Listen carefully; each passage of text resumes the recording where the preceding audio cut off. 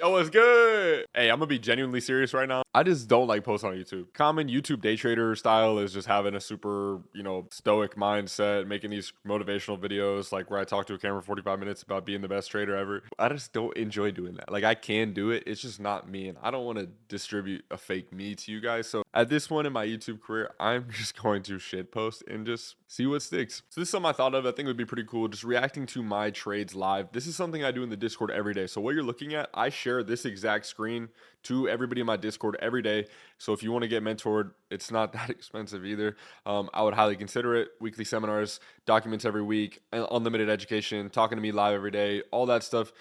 Is inside of there. This is exactly what I show. So I'm one of the only motherfuckers that show my P&L while I'm trading because I'm not a fucking fraud. But regardless of that, I just wanted to react to my trading just because I've always wanted to see kind of how I react, in the moment from a after the fact view. So instead of me going and back testing, I'm just gonna start watching my trade recaps and just breaking down my film. This is like high school and you gotta watch your film for football, bro. So I kind of chopped it down. I ended up taking 4 trades today. Now, one of these I don't have recorded just because I got into it right when I started trading live and I didn't hit record yet, but it was a half size. I've been trading with 4 minis, so that was a 2 mini trade where I lost 10 points. So I did end up losing 10 points on that trade. I took 2 other trades, one where I caught 20 points, full position size, and then another where I caught 10 full position size. And then I took one last final trade that was a half size loss for 10 points. So at all around the day, I was up around 20 points, which is not a crazy day for me. But again, with 4 minis, it was pretty, I was up around $2,000. I do scalp. I scalp in the 15-second. So much money with it. I just can't be stopped. Yes, we've projected off the same level 4 times now. You guys see that? Okay, so something I do a lot when I'm trading is I like to look at ES and NQ. I only trade NQ, which is the NASDAQ, which is tech index. I only trade the tech index. ES is very important to look at though, because ES measures the overall market, where NQ really only measures the tech sector. So what I'm doing here is I'm looking at ES to get the overall market bias while looking at NQ as well, just to confirm if they are moving together. I like to see NQ and ES move parallel because that is a very good thing to see the market trending overall together. Today, NQ was looking completely different than ES, which flags to me that it's probably not the best day to trade, but you should be sticking with the bias of ES. Looking at the trend of ES is always going to trump the trend of NQ. So if NQ is bullish and ES is looking bearish, regardless of how NQ looks, I will always play the short side. It's because we continue to make this. This just shows me that we're gonna probably pop up. Is this Stephception, bro? Again, we keep making these higher lows. And you can see on NQ, this is the chart of NQ. And again, this is on the 15 seconds. So everything you can't take to face value because things move really fast. There's a lot more breakouts or fake outs. But you can see how NQ, you can see we keep making higher highs where we just looked at ES and it was just chopping, which is not a good sign to see. Higher low, higher low, higher low, higher low. Well, and you can see we finally, guess what? We broke to the short side because the overall market is moving down bearish. And in my eyes, the overall market will always trump just the tech sector. So you will always see the tech sector sort of retrace back down to the overall market most of the time. And you can see we finally broke that higher low trend. And guess what? We started to fall. And you will see my first trade is actually on shorts. I could try shorts below low a day. It's honestly looking like the setup, but I just don't like how far ES is down is already. That is the exact trade I ended up taking. But this was ES, and you can see how we were just had all those higher highs. You can see how much we were breaking down with no retracements.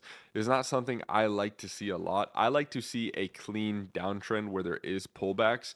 A straight drop is always not the best for me, just because, again, when you do scalp, you really don't want to see that big breakout before you get in a trade because that's what you were chasing prior. So it's very sketchy for me to see a drop like this happen in 1 second because you will really expect a floor to be found quickly.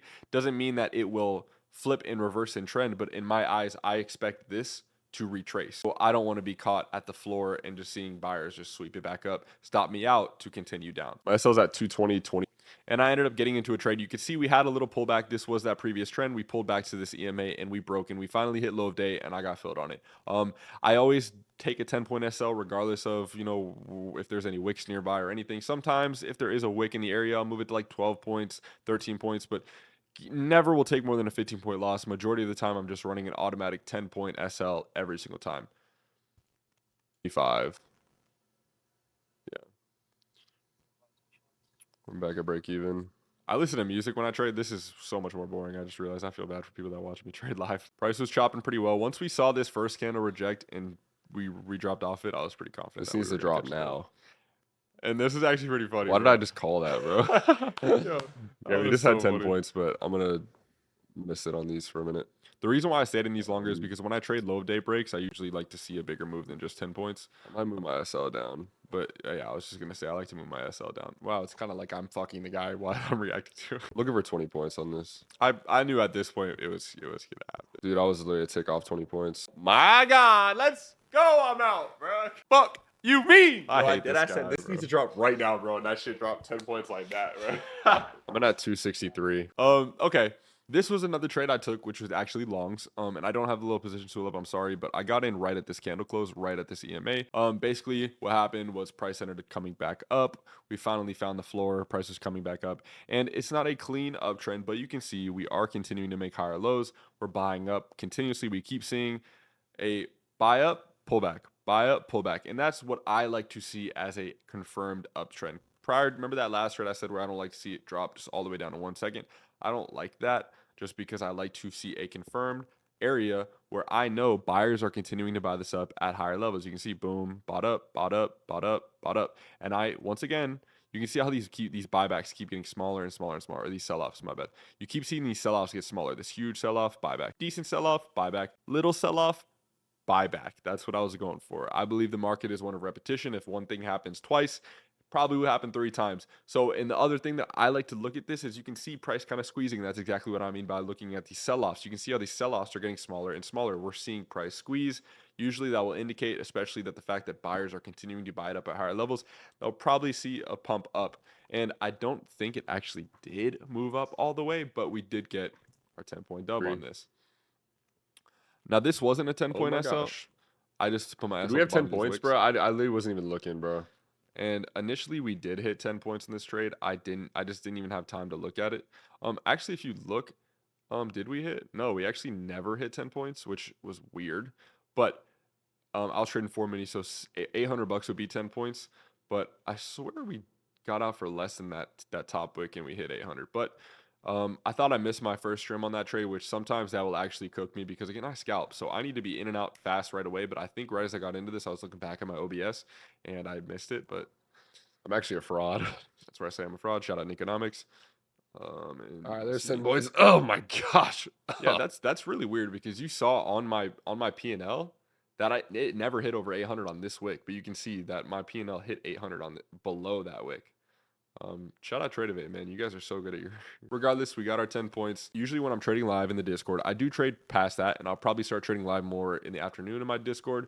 But usually, if I'm up 30 points today, I will stop just because people that follow my trades, anybody that follows my trades, if I'm up 30 points today, I really don't want to keep trading. I don't want to give you guys the mindset of continuously trading so you just take a loss or all that stuff. I like to end it on the high note. 30 points is a lot of trades. So it's just something I do. I'm gonna try shorts here. This was the last trade I took in the day, and this was the half size. So I was in 2 minis on this trade. I was taking shorts, and I don't know why. I don't know why this didn't play out. This was a pretty good setup. It wasn't the best, but you can see we were in a downtrend at this moment, and all I was going off of was again. You can see this buyback got sold off, and another push up, and we sold off again. Candles weren't red, but you can see this wick really was what got me going. You know what I'm saying? This wick right here on this candle really signified to me, okay, just like how the last 2 times where we tried to push up and sold off, I was looking at a continuation of that. And you can see it actually would have been better than these last 2 trades because we had closes above this EMA. Finally, we saw a buyback at a lower high or lower high, yeah. And we saw a actual rejection off at the same candle that we bought back in. So I jumped right in at that close and I was looking at an SL above that wick, which I think was around 12 points. But I was playing that wick to see a continuation down because you can see lower high, lower high, lower high, lower high. That shit's so confusing me. And then lower high, lower high, lower high. So we were kind of trending down. That's what I was looking for. I was looking for continuation just for 10 points. I'm at 36. Fuck, man. My SL is gonna be too big on this. That's what ended up happening is when I looked at this on my trading view and I looked at it on my Tradeovate, I actually thought this was like a 12-point SL, but it was more like a 16 SL, and I couldn't do it, so I just ran 10, and it Put my SL at 40. Nah, I'm just gonna run 10 point. Yeah. didn't end up playing out either way.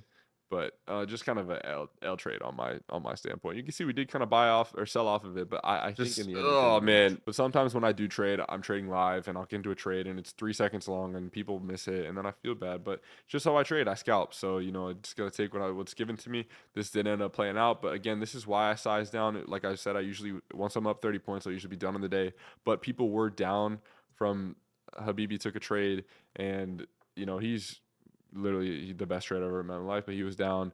So I was like, all right, I'll take one more trade half size just to secure my dubs for the day. And we took a loss, but it's okay. We were playing with profits. At the end of the day, I have 2 bans. It was a good day. Tomorrow, I'm super excited. And that's really it. I hope you guys enjoyed this. This was probably the dumbest thing I've ever done, but we'll see how you guys react to it. Let me know if you guys want to see more of this. Like and subscribe. Y'all know what it is. Love you, boys.